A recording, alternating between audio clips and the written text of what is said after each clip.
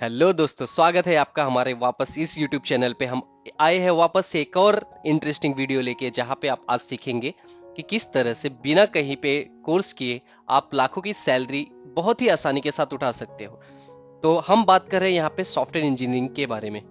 Software engineering एक ऐसा course है जो करने के लिए आपको बहुत ही ज़्यादा मेहनत करनी पड़ती है अगर आप किसी कॉलेज में जाते हो, किसी यूनिवर्सिटी में जाते हो तो।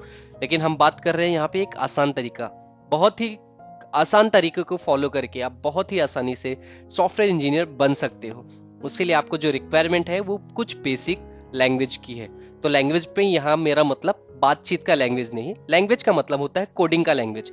तो जिस तरह से हम आप एक दूसरे से बात करते हैं वो कम्युनिकेशन लैंग्वेज होता है, उसी तरह से जब हम एक सॉफ्टवेयर डेवलप करते हैं तो एक कोडिंग लैंग्वेज होता है। तो हर एक लैंग्वेज अलग अलग तरीके से लिखे रहते हैं, आपको उसको कुछ बेसिक तरीके से उसको ग्रैप करना है और उसके बाद आप एक दो सॉफ्टवेयर बना के किसी भी कंपनी में अप्लाई कर सकते हो। तो यहाँ पे बात करते हैं कि वो लैंग्वेजेस है कौन से।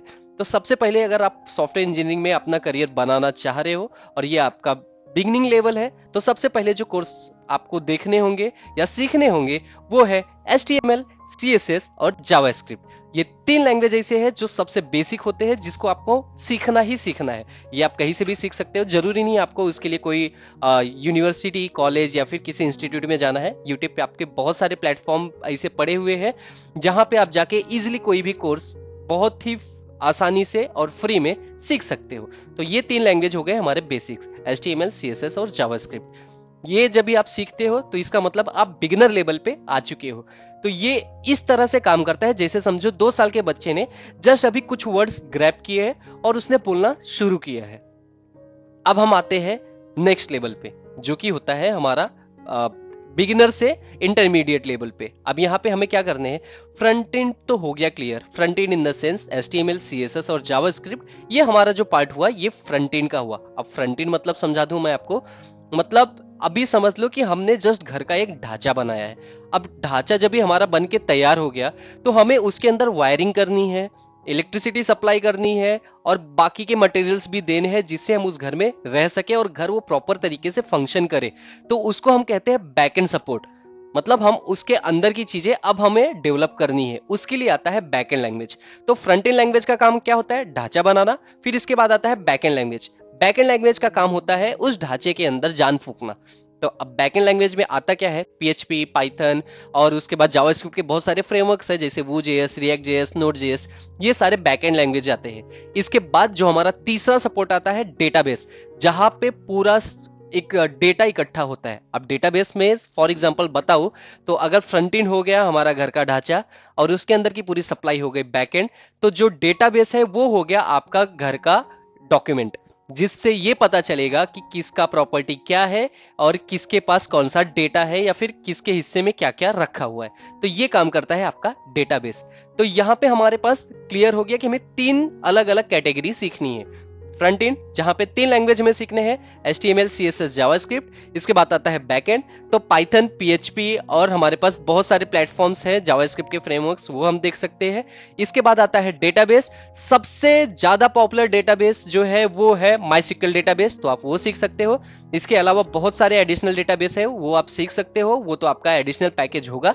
लेकिन अभी की बात करें, अगर आपको बिगिनर में एक सॉफ्टवेयर इंजीनियरिंग का फर्स्ट स्टेप लेना है, तो एक फ्रंट एंड का जो मैंने आपको तीन बोला, ये तीन आप स्टडी कर लो।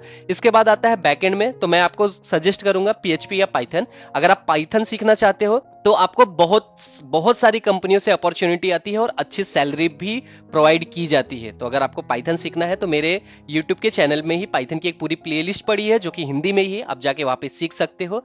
और अगर आपको PHP सीखना है, आप मुझे कमेंट करो, मैं PHP की एक नई सीरीज स्टार्ट करूंगा और जल्द से जल्द आपके यहाँ पे डिलीवर कर दूंगा, जब तक आपका HTML, CSS और जावास्क्रिप्ट कंप्लीट होगा। तो ये हो गया हमारा बैकएंड। इसके बाद आता है MySQL डेटाबेस। तो MySQL डेटाबेस भी आप यूट्यूब से ही सीख सकते हो। इतना सीखने के बाद आपको सिंपली करना क्या है, एक बेसिक कोई कंपनी रहेगी जो स्टार्टअप कंपनी हो, तो वहां पे आपको अप्लाई करना है एज अ डेवलपर। जैसे आपने एज अ डेवलपर वहां पे अप्लाई किया, तो आपको वहां पे कुछ 8 से लेके 15,000 के बीच में एज अ फ्रेशर जॉब मिल जाएगा। तो आप वहां पे घबराना मत कि मुझे 50 से 60,000 जाना है और यहाँ पे मुझे 8 से 15,000 का सैलरी मिल रहा है। तो कोई घबराने की बात नहीं है, स्टार्टअप में हर जगह पे वैसा ही होता है। हर साल में आपकी इंक्रीमेंट होगी। 1 साल आपका एक्सपीरियंस होता है, आप वो कंपनी स्विच करो, उसके बाद आप सीधा डबल तक जा सकते हो। अगर समझो आपकी सैलरी 10 है तो 20, 15 है तो 30, इस बेसिस पे आपको ऑफर मिल सकता है एज पर योर नॉलेज, और जितना आपका ग्रैपिंग पावर या फिर आपका लॉजिकल माइंड अच्छा हो उसके बेसिस पे आपको सैलरी मिल जाती है।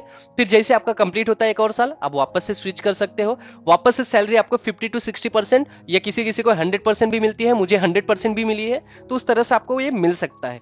ये हमारा हो गया। ये सीक्वेंस धीरे धीरे करके आप 50 से 60,000 की सैलरी तक इजीली जा सकते हो with some front end, back end and database requirement. इसके बाद सबसे मेन चीज आपको ये याद रखनी है कि आपके पास डॉक्यूमेंट्स पूरे क्लियर होने चाहिए, क्योंकि सॉफ्टवेयर लाइन में जब भी आप जाते हो, स्टार्टअप लाइन में तो ओके है क्योंकि वहां पे आप एज अ फ्रेशर जा रहे हो, बट इसके बाद जैसे जैसे आप बड़ी कंपनियों में जाते हो वहां पे आपका डॉक्यूमेंट्स जो है वो पूरी तरह से क्लियर होना चाहिए। आपका ग्रेजुएशन पूरा कंप्लीट होना चाहिए। देखो ऐसा है तो है नहीं कि यार आपका ग्रेजुएशन नहीं है, आपने 12वीं करके रखा है और आप इजीली कहीं पे जा सकते हो। या तो फिर आपके पास दूसरा ऑप्शन है कि आप इंस्टीट्यूट में जाके एडमिशन कराओ और एक सर्टिफिकेट ले लो, क्योंकि certificate is most required thing कि जब भी आप सॉफ्टवेयर लाइन में जा रहे हो। तो ये सबसे पहली चीज जो आपको याद रखनी है। बस इसके अलावा आपको कोई भी चीज याद नहीं रखनी है। आप सिर्फ और सिर्फ यूट्यूब के माध्यम के थ्रू अच्छी अर्निंग कर सकते हो बिना कुछ ज्यादा हार्डवर्क किए। तो ये था एक तरीका जिसके थ्रू आप एक बिगिनर से सॉफ्टवेयर इंजीनियर बन सकते हो बिना कुछ मेहनत किए। सॉरी, मेहनत तो करनी होगी बट उस लेवल पे नहीं जिस लेवल पे आपने सोचा है कि सॉफ्टवेयर इंजीनियर बनने के लिए बहुत ज्यादा कुछ करना होता है। हाँ, आपका मैथ्स और आपका लॉजिकल माइंड ये अच्छा होना चाहिए। यही एक सबसे पहली प्रायोरिटी है आपको एक सॉफ्टवेयर इंजीनियर बनने के लिए। तो ये था हमारा आज का वीडियो।